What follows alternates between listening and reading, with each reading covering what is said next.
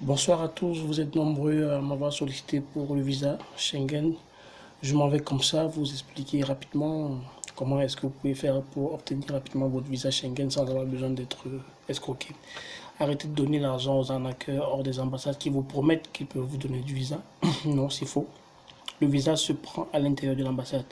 Si vous avez tous vos documents, si vous êtes sûr que vous êtes prêt à voyager, prenez votre rendez-vous tout simplement et munissez-vous de vos pièces. Rassurez-vous que votre passeport est à jour et que vous avez tous les documents de voyage. Qu'est-ce que j'entends par documents de voyage?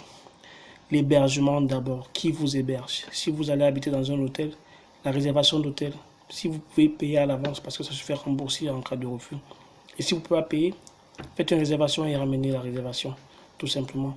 Et aussi, rassurez-vous, si vous êtes hébergé, que votre hébergeur vous envoie une attestation d'hébergement qu'il aura fait signer à la mairie de sa localité de résidence dans l'espace Schengen. Et aussi, si possible, que la personne vous envoie des moyens de subsistance. Si cette personne est censée vous accueillir et vous nourrir en même temps, qu'elle envoie son bulletin de paye, une copie d'une facture EDF ou une facture d'électricité, d'eau, je sais pas, de bail, qui permettra de prouver que cette personne a réellement un pied à terre dans le pays de résidence qui vous accueille. Pour vous, si vous voyagez avec vos propres moyens, c'est simple. Votre compte bancaire peut prouver que vous êtes capable de vous auto-prendre en charge. Vous allez juste produire les 3 derniers mois de votre, en fait, le relevé de vos 3 derniers mois qui prouvent qu'il y a des transactions financières dans votre compte. Ça peut être votre virement de salaire, ça peut être des paiements si vous êtes des hommes d'affaires, ou bien si vous êtes dans une activité libérale. Mais déjà, il faudrait que vous soyez capable de prouver que vous êtes véritablement à mesure de vous auto-prendre en charge une fois arrivé sur l'espace Schengen. Et aussi, sachez que c'est, je crois, de 65 euros par jour pour les frais. Donc, essayez d'évaluer pour le nombre de jours que vous voulez, si c'est un visa court séjour que vous demandez. Et voilà. Après avoir fait ça, rapidement, vérifiez aussi que vous avez les documents de voyage comme ce qui prouve votre situation socio-professionnelle. Je vais parler par exemple des hommes d'affaires. Une patente, une attestation de non-redevance, une carte de contribuable et aussi une preuve palpable que vous êtes véritablement en affaires. Et si possible pour vous qui êtes salarié, ce serait bien que vous ayez votre certificat de travail ou bien votre attestation de prise de congé et aussi de prouver par les bulletins de paie des 3 derniers mois que votre salaire vous est véritablement versé dans votre compte et aussi que votre salaire soit à l'image de ce qui rentre dans votre compte bancaire. Gardez toujours un peu d'argent dans le compte. Ce n'est pas nécessaire de mettre des sommes astronomiques. Vous n'avez rien à prouver.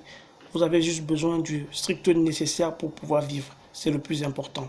Voilà. Et quand vous avez tout ça, vous rassurez aussi que vous avez votre assurance voyage que vous allez prendre dans n'importe quelle compagnie d'assurance agréée. Mais aussi pour ceux qui viennent pour se faire soigner, assurez-vous que vous avez une assurance voyage qui couvre vos frais de santé et surtout que votre médecin du Cameroun vous a donné un document qui vous permet de prouver que vous êtes véritablement malade, un certificat médical et aussi votre médecin qui vous accueille dans l'espace Schengen où vous allez, il va aussi envoyer un document qui prouve que vous y allez pour vous faire soigner. Voilà, c'est pas pour les aventuriers. Les aventuriers n'ont rien à faire ici. C'est pour les gens qui veulent véritablement voyager et qui ont des moyens de le faire. Pour les étudiants et élèves, vous apportez juste la preuve que vous êtes inscrit, comme vous avez inscrit dans une école dans l'espace Schengen. Et voilà. Donc, et les moyens de subsistance, si c'est la personne qui vous accueille qui sera votre garant, il envoie tous les moyens de subsistance possibles qu'il a à sa possession, c'est-à-dire son bulletin de paie, la preuve qu'il peut vous prendre en charge. Et voilà. Le jour du rendez-vous, arrivez à l'heure, soyez vous-même, répondez aux questions telles qu'elles vous seront posées et surtout maîtrisez le contenu de votre voyage. Il est inadmissible que vous dites que vous partez pour un séminaire en France ou bien en Allemagne et vous ne maîtrisez même pas la société qui vous accueille et même de quel séminaire il s'agit, de quoi est le contenu de votre voyage. Il est inadmissible que vous dites que vous partez rendre visite à quelqu'un et vous n'êtes même pas capable de dire le nom de la personne et que vous n'êtes même pas capable de dire où se trouve la personne en Europe. C'est très important de maîtriser le contenu de son voyage. Sachez que le visa se donne là-bas lorsque vous avez en face de vous un interlocuteur qui est capable de vous poser des questions pièges et qui saura tout de suite si vous êtes en train de mentir ou si vous dites la vérité. C'est ça le plus important. Donc voilà, vos moyens de subsistance, rassurez-vous que vous avez tous vos documents. Cochez pièce par pièce et rangez-les dans l'ordre qui a été demandé. C'est ça le plus important. Quand vous avez tout ça, rassurez-vous, vous avez au moins 85% de chances d'avoir votre visa. Et si, néanmoins, à la fin, vous essuyez quand même un refus, sachez que ça peut arriver. Il y a des moyens de recours. Si vous êtes sûr que votre dossier a été négligé, faites recours. Moi, je vous le dis parce que je suis passé par là.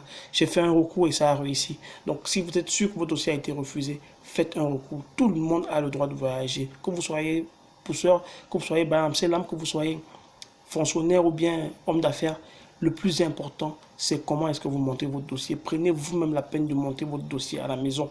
Prenez chaque document. Rassurez-vous d'avoir tous les documents et surtout les moyens de subsistance. C'est ça le plus important. Si vous avez vos moyens de subsistance, soyez-en sûr, vous aurez votre visa. Voilà, c'est tout ce que j'avais à dire ce soir par rapport à l'obtention du visa Schengen. Nous aurons d'autres thématiques que nous allons débattre. Surtout, n'oubliez pas de liker, de partager et surtout de vous abonner. C'est pour nous, c'est pour l'Afrique. C'est la chaîne panafricaine, c'est toujours l'Afrique qui gagne. Merci et bonne soirée à vous tous. Ciao, ciao.